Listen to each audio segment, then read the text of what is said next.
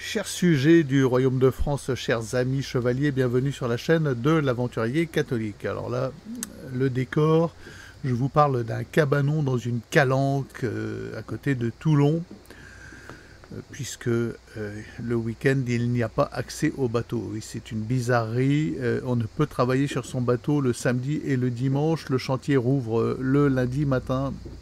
Bon, ne me demandez pas pourquoi. Alors ils vous disent, ah, la sécurité, l'assurance, maintenant tout est à l'avenant. Vous faites quelque chose, oui, mais non, l'assurance ne le permet pas, la sécurité et blabla, tout est comme ça, civilisation du parapluie. Nous perdons totalement nos libertés et les gens s'enferment eux-mêmes dans des prisons mentales, dans des impossibilités. Voilà, on ne peut pas travailler sur son bateau le dimanche. On ne peut pas dormir à bord. Quoi? Vous avez l'intention de dormir à bord? Mais non, ce n'est pas possible. Un bateau, c'est pas fait pour dormir à bord. Bon, essayez d'expliquer. Ça n'a pas de sens. Donc il n'y a plus grand-chose qui a du sens aujourd'hui. Alors, ça gagne par le sud, j'ai l'impression, puisque à l'ouest, il y a encore une certaine liberté. Du côté d'Arcachon, on peut encore dormir sur son bateau, grimper au mât si le cœur nous en dit. Ah oui, parce que j'ai pas le droit de grimper au mât. La sécurité, les assurances. Quand est-ce que c'était? Mardi, mercredi? J'arrive à bord du bateau, et puis il y a un petit jeune du chantier qui arrive en courant, l'air affolé. Mais vous êtes qui? Bah, je suis le nouveau propriétaire du voilier. Ah, mais il faut vous présenter à l'accueil, parce que si vous tombez de l'échelle, faut qu'on sache que vous êtes là. Bah, vous me voyez, vous savez que je suis là. Non, mais voilà, on vit dans ce monde de parapluie, de frilosité, de trouille, de normalisation absolue de la moindre parcelle de nos vies. Voilà, c'est un chantier, il y a des toilettes, c'est marqué privé, il faudrait presque demander l'autorisation à chaque fois qu'on veut aller aux toilettes. Pareil pour me brancher ma prise, il faut demander l'autorisation pour brancher ma prise. Bon, bah vivement qu'on arrache le bateau d'ici et qu'on parte au large. Hein. Trouver un peu de sérénité. Et vivement la longue route aussi, d'ailleurs. Donc hier, je crois que c'était hier ou avant-hier, je ne sais plus, je crois que c'est hier, Philippe de Villiers lançait un vibrant appel sur CNews, un appel à un renouveau suite à ce vote qui aura lieu demain. Bon, comme vous le savez, ici, nous sommes sur la chaîne de la sécession d'avec cette République. Hein, la chaîne de l'Aventurier Catholique n'a aucun parti lié avec cette République. Tout au plus, nous contentons-nous de commenter avec une certaine hauteur et un certain recul. Et donc cet appel, ce vibrant appel au renouveau, vous allez voir ce que vous allez voir.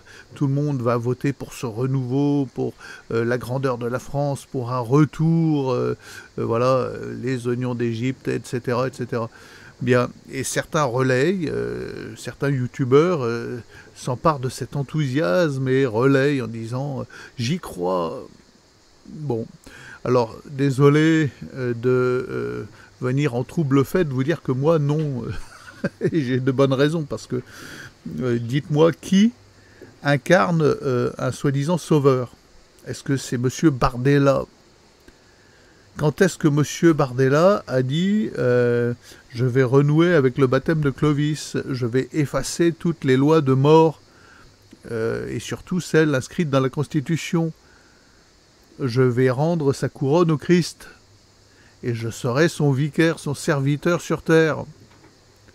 Bon, il aurait pu dire ça d'une manière un peu détournée, pas forcément en mots aussi clairs, mais quand est-ce qu'il a laissé entendre qu'il n'était pas un collaborateur dévoué de cette République?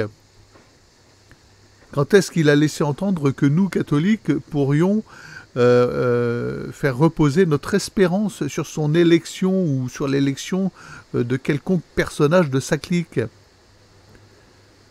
Et quand est-ce que M. de Villiers, dont par ailleurs j'apprécie fortement le parc à thème, pour y être allé en famille, s'est-il montré autre chose qu'un agent du Likoud, hein, serviteur zélé de Gilles William Goldnadel?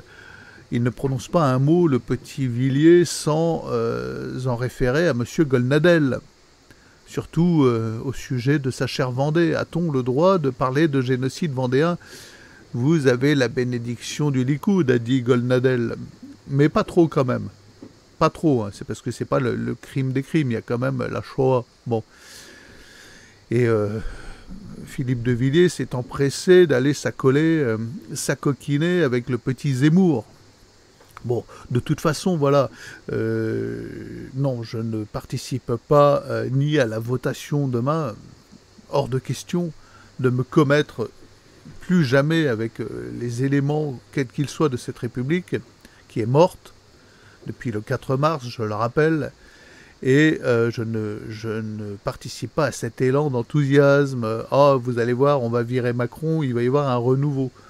Bon, non, il n'y aura rien. Quand bien même quelques OQTF seraient expulsés, quand bien même quelques doubles nationaux se retrouveraient contraints de choisir une seule nationalité, quand bien même, je ne sais quoi, il y aurait un peu moins de dettes, on ne toucherait pas au 4 mars,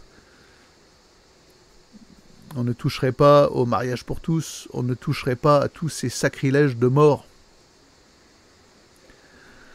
Donc voilà, quelle espérance pouvons-nous faire reposer en ces élections de dimanche? C'est la question que je vous pose, les amis.